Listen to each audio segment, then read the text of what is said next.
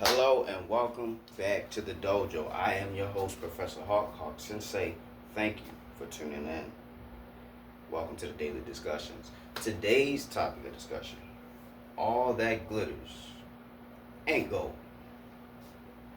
I'm sure you've heard this before. This is a popular saying.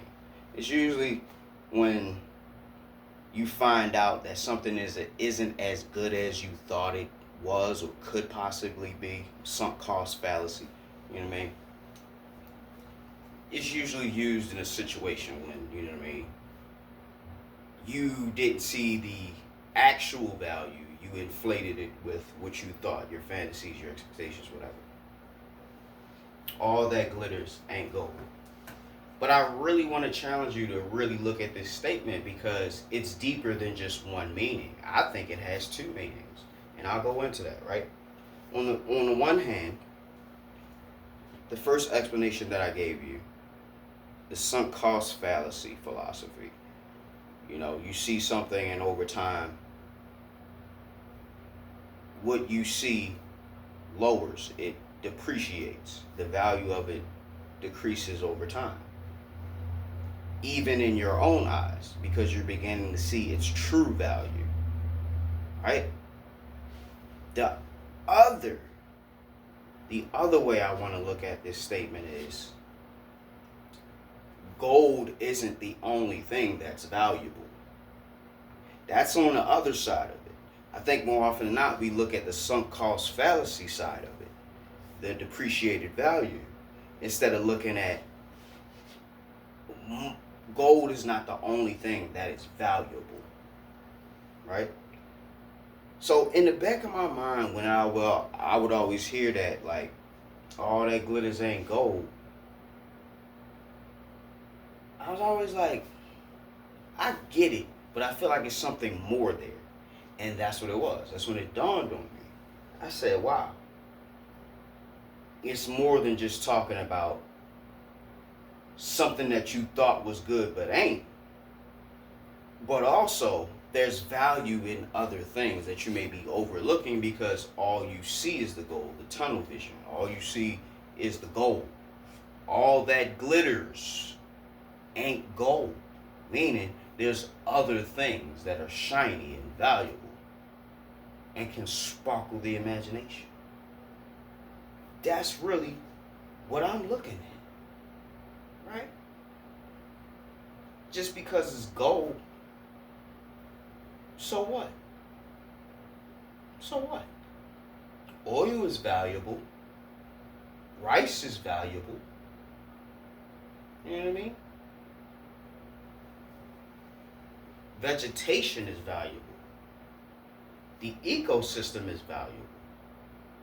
There are more valuable things than just gold. If you were stranded on a deserted island and all you had was gold, all you had is gold, how you gonna eat? There's nobody to buy food from on a deserted island.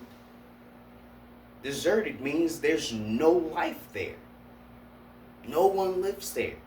Probably even no animals. If you want to be technical, deserted. But when we talk about all that glitters ain't gold, I want you to realize that there's more to life than just money.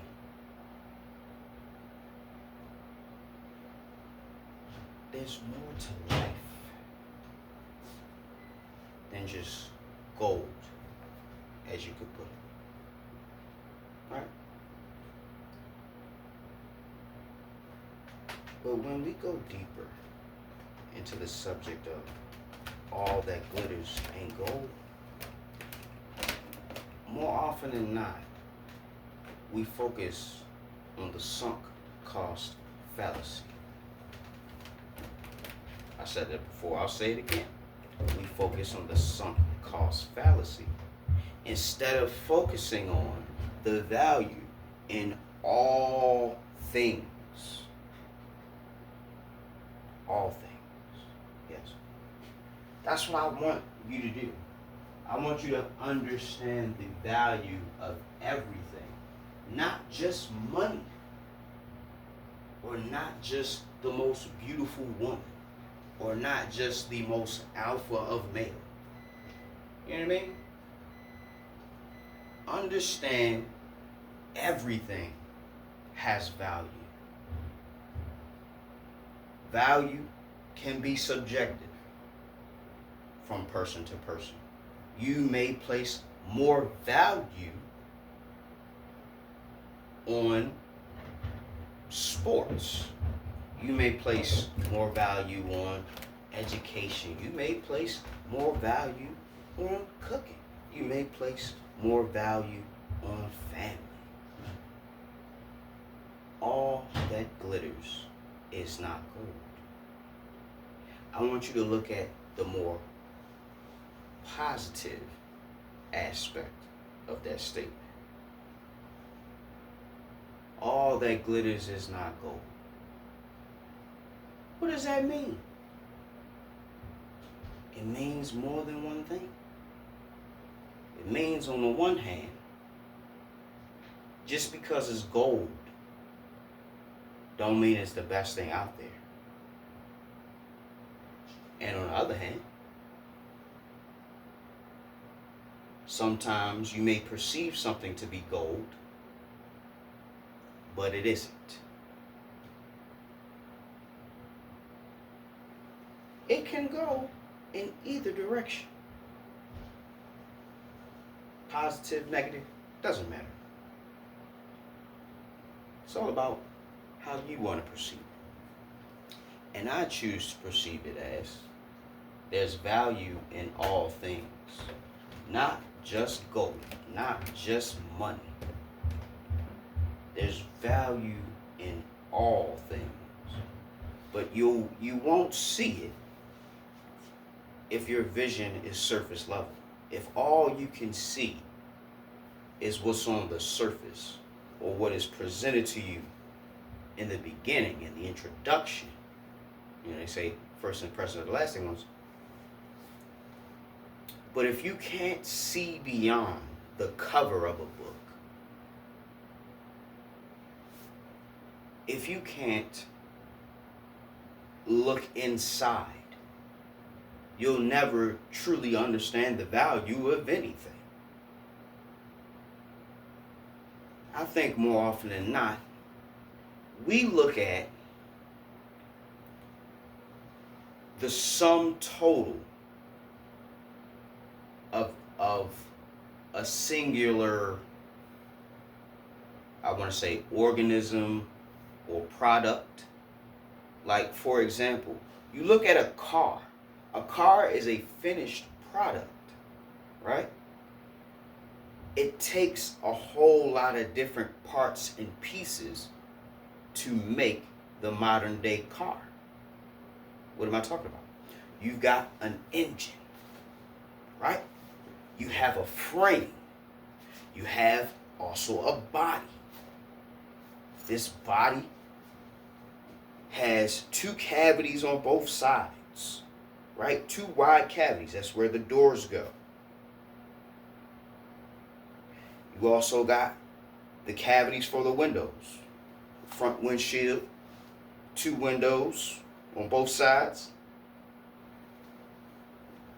You got your wheels. You got your four wheels. And you got your steering wheel.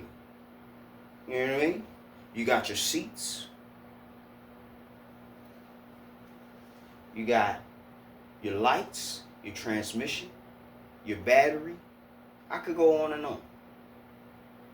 But a car is a sum total of all of those parts and pieces working together. What does that mean?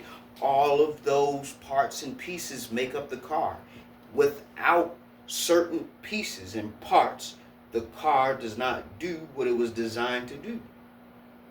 So when you look at a car, all you see is the surface level until you drive it, until you spend time sitting in it, until you have issues with it and have to do maintenance, until you change the oil reinflate the tires or change the tires.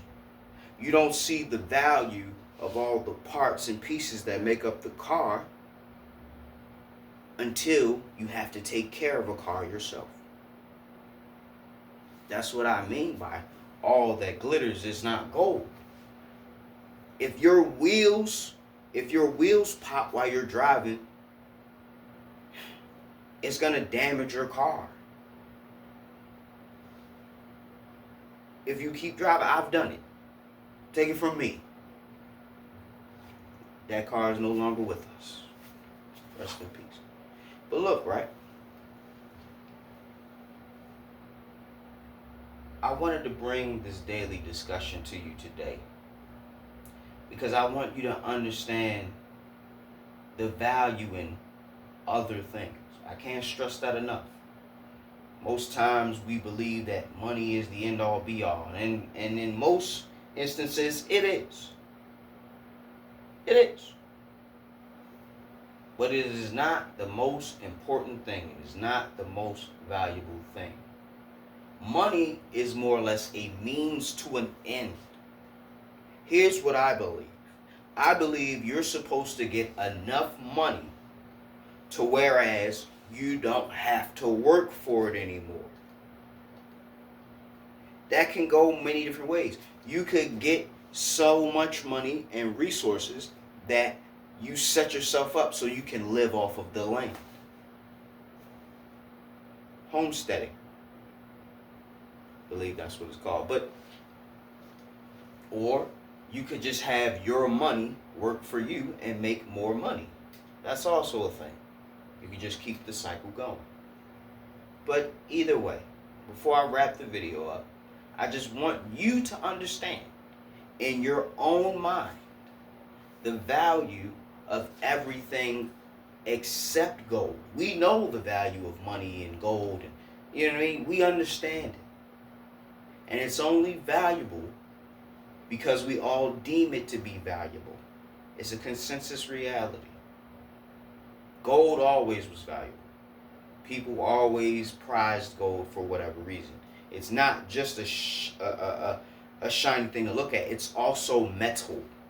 It's also a metal, so it can be used for things other than being shiny and decorative. It just looks nice. You know what I mean? It just really looks nice, but it's metal.